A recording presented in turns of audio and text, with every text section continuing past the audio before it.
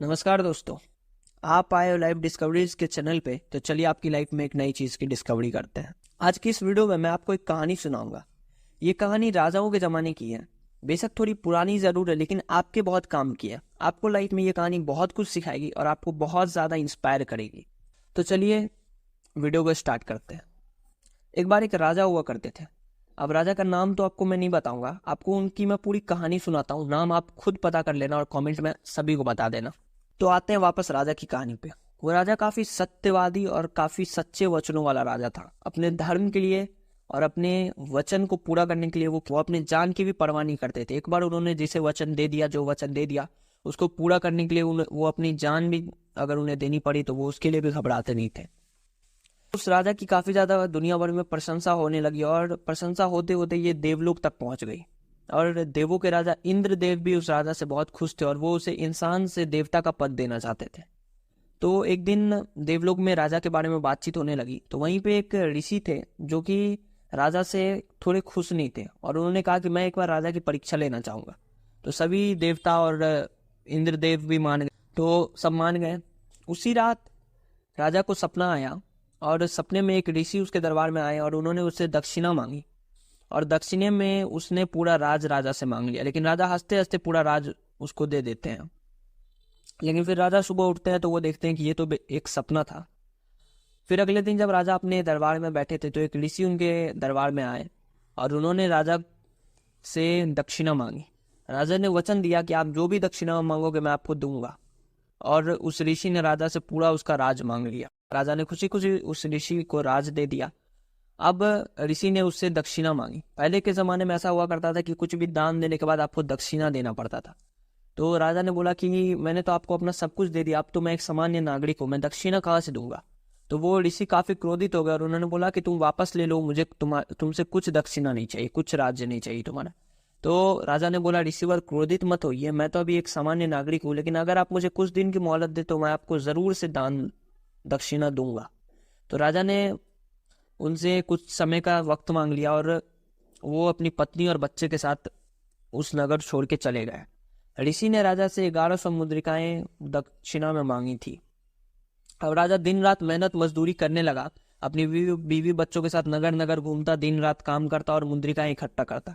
लेकिन दिन भर काम करने के बाद भी उतनी मुद्रिकाएं नहीं हो पा रही थी जिससे कि समय पर वो ऋषि को 1100 मुद्रिकाएं दे सके। धीरे धीरे दिन बीतने लगे और वो दिन भी आने लगा जब राजा को ऋषि को दक्षिणा देना था। अब राजा चिंतित रहने लगा। तो एक दिन रानी ने उससे कहा, आप ऐसा क्यों नहीं करते कि आप मुझे बेच दीजिए और उससे अपना कर्ज चुका दीजिए। पहले तो राजा नहीं माना, लेकिन उसके पास कोई और रास्ता भी नहीं था। तो उसने एक दिन बाजार में एक ब्राह्मण के हाथों अपनी पत्नी और बच्चे को 600 मुद्रिकाओं में बेच दिया। वो ब्राह्मण राजा की रानी को काफी दुख देता, दिन भर काम करवाता और एक वक्त का खाना देता। रानी काफी दुख सहती और चुपचाप सब कुछ सहती रहती, क्योंकि उसे उम्मीद था कि एक दिन राजा आएगा और उसे छुड़ा के ले जाएगा। अब राजा ने खुद को भी एक जल्लाद के हाथों मरघट में बेच दिया था और 500 मुद्रिकाएं उसे उसके बदले मिली थी। और राजा ने ऋषि का 1100 मुद्रिकाएं का ऋण चुका दिया और वो उस मरघट में काम करने लगा। अब उस जल्लाद ने उसे 2 करोड़ इकट्ठा करने के लिए बोला था, एक लाश के बदले। अब राजा वहां पे अंतिम संस्कार करता और 2 करोड़ इकट्ठा करता। ऐसे ही राजा की जिंदगी जा रही थी। रानी भी दिन भर काम करती, उस लोगों की दुख सहती और ऐसे ही समय बीत रहा था। एक दिन जब राजा का बेटा खेल रहा था तो उसे एक सांप ने काट लिया और वो तड़प तड़प के मरने लगा। राजा की पत्नी ने अपने बेटे को तड़पता देखा। वो दौड़ के आई और उसने अपने बेटे को बचाने की कोशिश की, लेकिन जहर शरीर में फैल गया था, जिसके कारण वो उसका बेटा वहीं मर गया। अब उसका रोते रोते बुरा हाल था। वो कह रही थी कि तू भी मुझे छोड़ के चला गया, तुम्हारे पिताजी तो मुझे छोड़ के पता नहीं कहाँ गए, उनका कुछ पता नहीं है। अब मैं किसके सहारे जीऊंगी, कैसे जीऊंगी। रानी काफी दुख में थी। आप सोचो, रानी जिसके आगे पीछे 50 नौकर हमेशा घूमते थे, वो खुद किसी के घर में नौकर बन के काम कर रही थी और अब उसका बेटा भी उसकी जिंदगी से चला गया। वो अपने बेटे की लाश को लेके उसी मरकट में जाती है जिसमें राजा रहते थे। लेकिन रात का समय था, अंधेरे होने के कारण राजा ने रानी को और एक दूसरे को नहीं देखा और वो अंतिम संस्कार करने लगे। लेकिन राजा ने उसे अंतिम संस्कार करने से रोक दिया, क्योंकि उसे 2 करोड़ चाहिए थे, तभी वो अंतिम संस्कार करने देता। लेकिन रानी के पास तो 2 करोड़ नहीं थे। फिर जोर से हवा चली और उस मृत बच्चे के शरीर से कपड़ा हट गया और राजा ने देख लिया कि ये मेरा ही बेटा है। राजा काफी जोर जोर से रोने लगा और रानी भी समझ गई कि ये राजा ही है और दोनों एक दूसरे से लिपट के काफी रोने लगे बेटे के गम में। और बहुत देर उन्होंने अपना दुख जाया किया।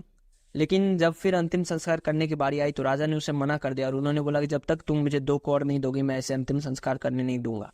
रानी बोला कि आप इतने निर्दयी कैसे हो सकते हैं, आप इतने बदल कैसे गए, आप अपने बेटे खुद के बेटे का अंतिम संस्कार नहीं करने देंगे। राजा ने बोला नहीं, मैं अपना धर्म नहीं छोड़ सकता। तभी जोर से बिजली करके और वो ऋषि और इंद्रदेव वहां प्रकट हो गए। अब राजा उसे देख के काफी ज्यादा अचंभित हो गए थे। इंद्रदेव ने कहा धन्य तुम्हारी धर्मनिष्ठा और तुम्हारी सत्यता, तुमने इतने दुख सहे लेकिन अपना धर्म नहीं छोड़ा, अपना सच्चा वचन नहीं छोड़ा। फिर वो ऋषि ने कहा कि मैं तुम्हारी परीक्षा ले रहा था।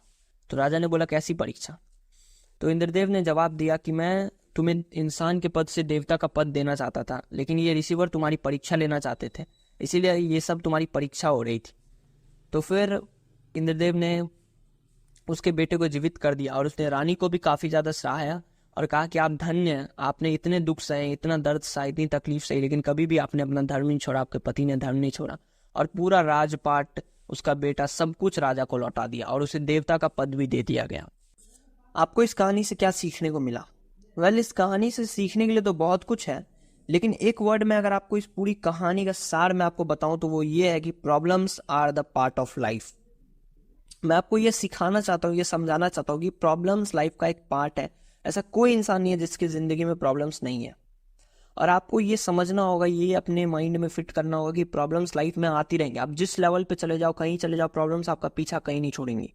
और लाइफ में जितनी प्रॉब्लम्स होती है वो इंसान उतना ही बड़ा बनता है। जिसके लाइफ में जितनी बड़ी प्रॉब्लम्स आती है, जितने गंदे से गंदे सिचुएशंस का वो सामना करता है, जितना हार्ड टाइम्स वो स्पेंड करता है, उसका लाइफ उतना ही अच्छा होता है। जब सुबह होने वाली होती है, उस 1-2 घंटे पहले का जो अंधकार होता है वो सबसे ज्यादा होता है, उस टाइम सबसे ज्यादा अंधेरा होता है। क्यों? क्योंकि उसके बाद सवेरा होने वाला है। तो अगर आपके लाइफ में आप जहां भी स्टिक हो, बहुत ज्यादा बुरा टाइम आपका चल रहा है, बहुत ज्यादा प्रॉब्लम में आप हो, तो आप भरोसा रखो कि अब आपके लाइफ में सवेरा होने वाला है, अब आप सक्सेस करने वाले हो। मैं आपको ये नहीं कहूंगा कि आप सच्चे बन जाओ, आप हमेशा सच बोलो, धर्म के रास्ते पे चलो, वो आपका डिसीजन है, वो मैं आपके ऊपर छोड़ता हूँ। और अभी के टाइम पे जो कलयुग चल रहा है, तो लोग दिन भर में कितना झूठ बोलते हैं ये उन्हें खुद भी याद नहीं रहता। राजा की कहानी तो काफी पुरानी है, हम प्रेजेंट टाइम का सिचुएशन से भी समझ सकते हैं। ऐसा कोई इंसान नहीं है पूरी दुनिया में जिसके लाइफ में प्रॉब्लम्स नहीं है, और जिसके लाइफ में जितनी बड़ी प्रॉब्लम्स होती है वो उतना बड़ा इंसान बनता है। आप हजारों एग्जांपल्स देख सकते हो, विराट कोहली से रोनाल्डो, नरेंद्र मोदी से MS धोनी, शाहरुख खान से गौतम अडानी, इलॉन मस्क, सभी ऐसे लोग हैं जिन्होंने अपने अपने फील्ड में बहुत बड़ा नाम कमाया है। और नो डाउट एक टाइम पे इनकी लाइफ में बहुत प्रॉब्लम्स थी। तो कभी प्रॉब्लम से घबराए नहीं, उनका डट के सामना करें और ये भरोसा रखे कि प्रॉब्लम्स आपका नुकसान नहीं, आपका फायदा करती है, आपको और मजबूत बनाती है। आई होप आपको इस वीडियो का पर्पस क्लियर हो गया होगा। ऐसे ही और पावरफुल और मोटिवेशनल कंटेंट हम हर संडे आपके लिए इस चैनल पे लाते रहते हैं, और हमारा पर्पस आपको एजुकेट करना है, आपकी लाइफ में एक वैल्यू ऐड करना है।